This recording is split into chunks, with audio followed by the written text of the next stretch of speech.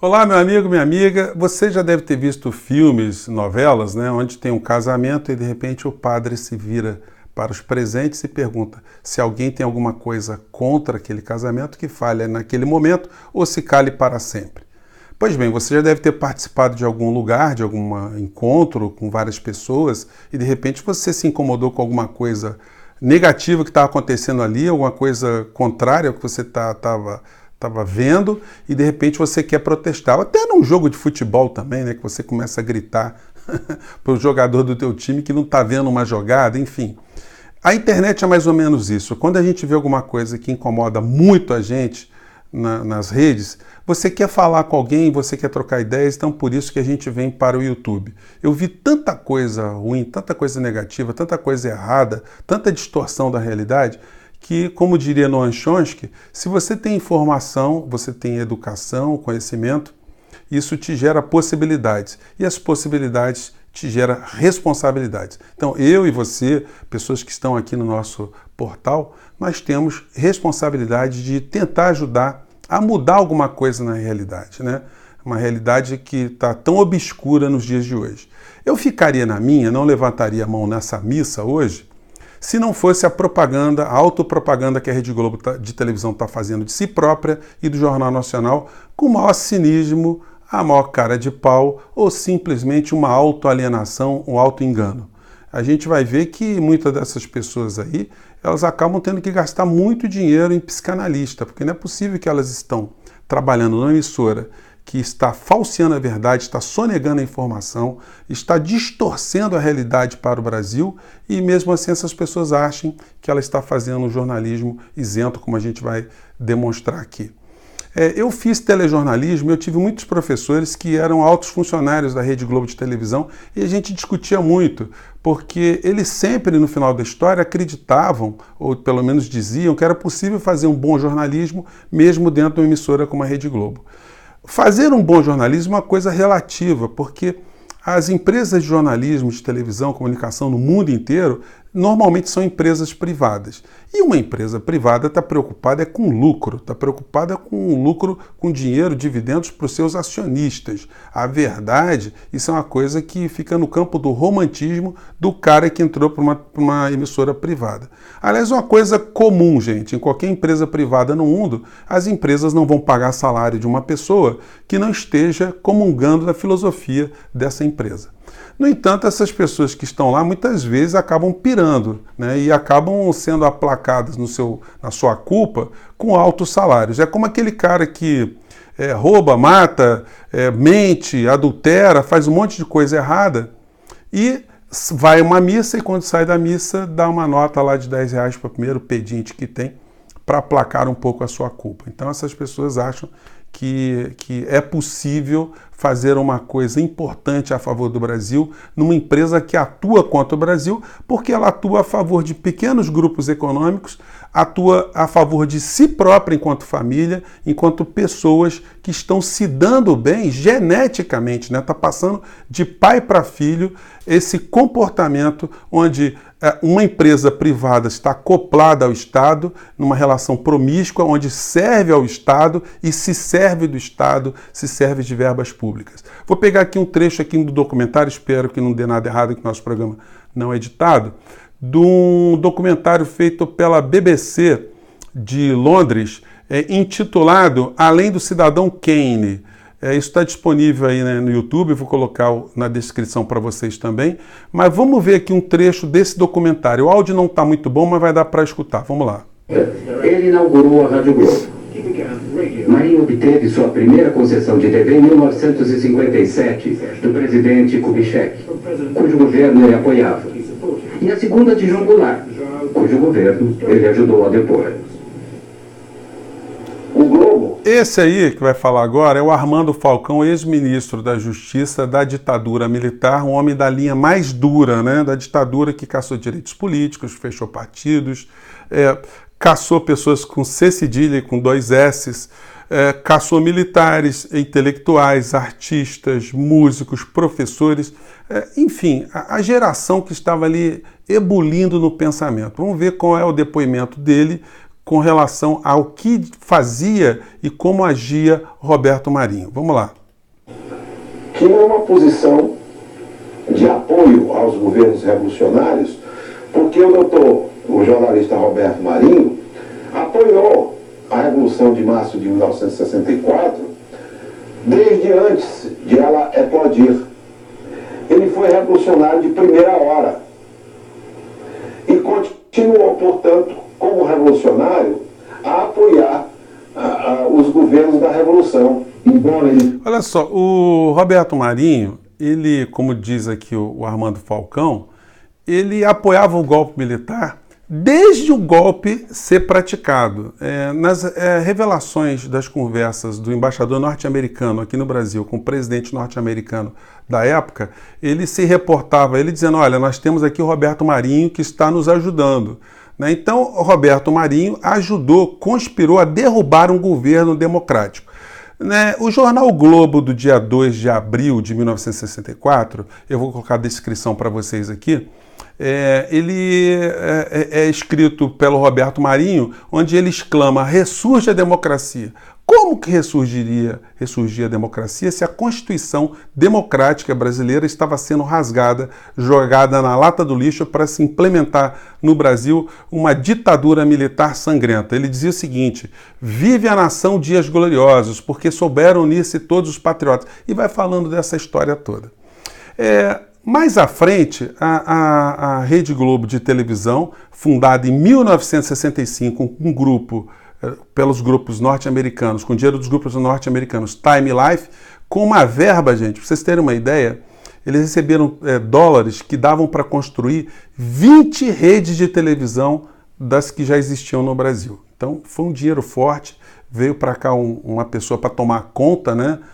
O senhor Joey Wallach, que era um americano que não falava nem espanhol nem português, veio para tomar conta do dinheiro e da estrutura da Rede Globo de televisão, e ela vai crescendo como um cogumelo, e quando chega em 1969, que surge o Jornal Nacional, que está completando 50 anos agora, surge, mas não surge num ambiente muito melhor, não. O que leva um empresário a criar uma televisão no meio de uma ditadura sangrenta, que caçou todo tipo de pensamento? Em 1969, nós já estávamos há alguns meses diante do poder da tutela do ato institucional número 5, que é de dezembro de 1968. Esse ato institucional, gente, olha a barra pesada dele. Ele, entre as coisas bizarras que praticou contra o povo brasileiro e aprofundando ainda a ditadura, ele suprimiu o habeas corpus. Ele fechou o Congresso Nacional, as normas eram editadas por decretos-leis pela junta militar, eles que faziam a lei ali no gabinete mandavam e tudo bem. Então, esse ato institucional extinguiu o habeas corpus, gente. Isso para vocês verem a gravidade da coisa. O habeas corpus, que é um remédio jurídico que é praticado toda vez que tem uma prisão ilegal. Então, as pessoas eram presas, eram sequestradas, eram desaparecidas e sequer os parentes podiam impetrar um habeas corpus, porque o Poder Judiciário não podia nem apreciar, porque o habeas corpus estava fora do sistema. E é nesse ambiente que ludicamente surge o Jornal Nacional, mas é óbvio que o Jornal Nacional não vai contar essa história para você, que eu estou falando aqui agora, nesse contexto. E a partir daí o Jornal Nacional ele se transforma no porta-voz do governo da ditadura militar. Todo tipo de sacanagem contra as liberdades individuais e coletivas que eram focalizadas pela ótica da ditadura, tinham na Rede Globo de televisão uma forma já bem sofisticada de passar esse ponto de vista unilateral e contra a democracia que foi acontecendo por toda a história da Rede Globo e da família Marinho. Não é à toa que hoje ela é a família que, com essa promiscuidade com o poder, é a mais rica do Brasil, com 29 bilhões e 200 milhões de dólares, como diz a revista Forbes. A TV Globo continua atuando contra a democracia e contra os seus desafetos, porque, inclusive, em 1982, ela tentou sabotar e fazer com que a candidatura de Leonel Brizola não fosse vitoriosa no escândalo chamado escândalo da Proconsult. Em 1984 e 85, ela simplesmente sonegou a informação que milhões de brasileiros estavam indo há semanas para as ruas pedir a volta das eleições diretas para presidente da República. Armando Nogueira, num programa Roda Viva, e Armando Nogueira foi pivô de várias dessas histórias, ele foi interpelado, foi questionado por um jornalista nesse programa. Vamos ver se eu consigo colocar para vocês aqui, gente. Está tudo improviso. Vamos lá. Na verdade, eu gostaria que você esclarecesse a opinião pública sobre um episódio que marcou muito o telejornalismo da Globo. Sobre as diretas já. Todo mundo se recorda que a Globo entrou tardiamente na cobertura das diretas já. Quem é que censurou a cobertura? Foi o Armando Nogueira? Foi o Dr. Roberto Marinho? Ou foi o Dr. Leitão de Abreu? Olha, a pergunta foi até inocente, né? Mas eu só coloquei a pergunta aí para ilustrar. Por que eu digo que a pergunta foi inocente? Porque o Roberto Marinho não precisava de censor nenhum, ele estava em relação promíscua com o poder. Eu volto a falar, gente, ele se locupletava do Estado e o Estado precisava de uma empresa extremamente eficaz para poder fazer a propaganda do regime, né? Eu vou pegar aqui alguns trechos aqui que foram que me incomodaram nesses 50 anos da Rede Globo aqui. Vamos ver primeiro, 50 anos do Jornal Nacional, a fala do filho do Roberto Marinho, João Roberto Marinho, na cerimônia agora. Vamos lá. Opa. O Brasil conhece melhor a si mesmo. O presidente do Conselho Editorial do Grupo Globo, João Roberto Marinho, lembrou o valor de quem acreditou nessa ideia desde o início. Eu tenho certeza que Roberto Marinho estaria muito emocionado se estivesse hoje aqui com a gente de ter visto todo o percurso desses 50 anos. O Jornal Nacional teve um papel fantástico, né, na TV Globo, junto com as suas afiliadas, né, nossas 5 estações, mais 117 afiliadas, com toda essa equipe pelo Brasil inteiro, cumpriu um papel ao longo desses anos inigualável, e o melhor de tudo é o brasileiro, né, sentindo o esforço, a qualidade, a isenção da nossa informação, dando sempre a preferência. Gente, a isenção da informação, né? Você vê quando... É claro, queria dizer o que não, nós sempre fomos corruptos, a gente sempre distorceu, a minha família está riquíssima, porque nós sempre estivemos do lado do bem. É complicado, né? Mas vamos ver aqui outra fala aqui. Aí vamos pegar um diretor também da Rede Globo, que é o Schroeder, né? Que ele falou aqui sobre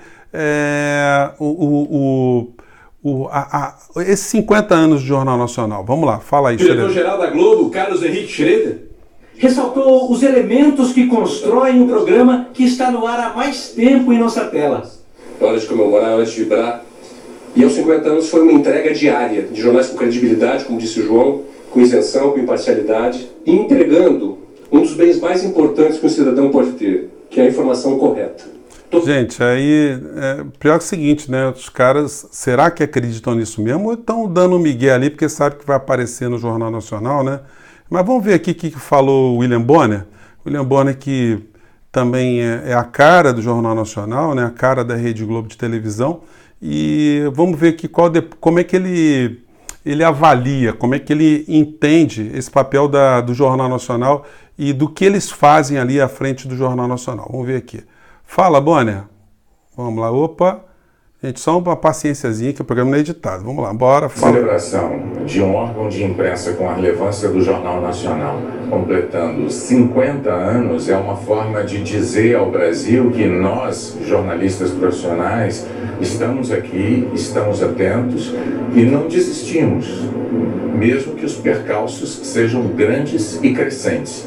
Nós não desistimos, nós estamos aqui em nome do nosso compromisso profissional. Esse compromisso é com o povo brasileiro, é com o cidadão brasileiro, com a democracia.